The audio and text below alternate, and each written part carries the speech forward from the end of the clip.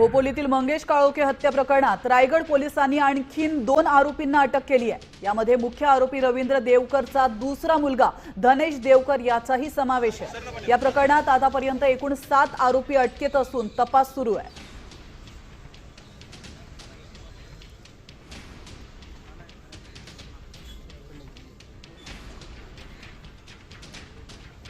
तर उपमुख्यमंत्री एकनाथ शिंदे यांनी मृत मंगेश काळोखेंच्या कुटुंबियांची भेट घेतली आहे। यावेळी त्यांनी काळोखे कुटुंबाचं सांत्वन केलेलं आहे।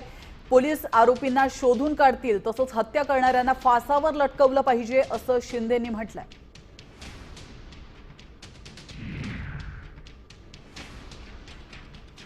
तर आपण पाहू शकतो एकनाथ शिंदे यांनी काळोखे कुटुंबाची भेट घेतलेली आहे। तर नवनिर्वाचित नगरसेविकेचे पती काळोखे यांची अतिशय निर्घृणपणे हत्या करण्यात आली होती। सेवा करतोय आणि लोकांमध्ये अतिशय लोकप्रिय असलेला हा समाजसेवक त्याच्यावर निर्गुण हल्ला करून त्याचा निर्गुण खून करण्यात आला। अतिशय अमानवीय पद्धतीने क्रूरपणे त्याची हत्या झालेली आहे आणि ही माणुसकीला काळीमा फासणारी घटना आहे। मुलीला शाळेत सोडवताना या ठिकाणी हल्लेखोरांनी हल्ला केलेला आहे, पाळत ठेवून पूर्णपणे नियोजन करून।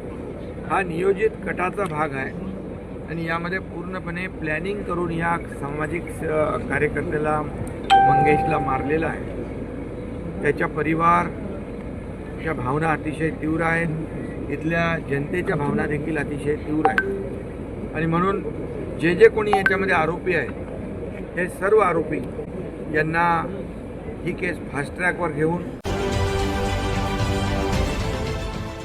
देश विदेशातील प्रत्येक घडामोडींचे लाईव्ह अपडेट मिळवण्यासाठी आता साम टीव्हीच्या सर्व सोशल मीडिया प्लॅटफॉर्मला लाईक, फॉलो आणि सबस्क्राईब करा। तसंच सर्व नोटिफिकेशनसाठी बेल आयकॉन प्रेस करायला विसरू नका।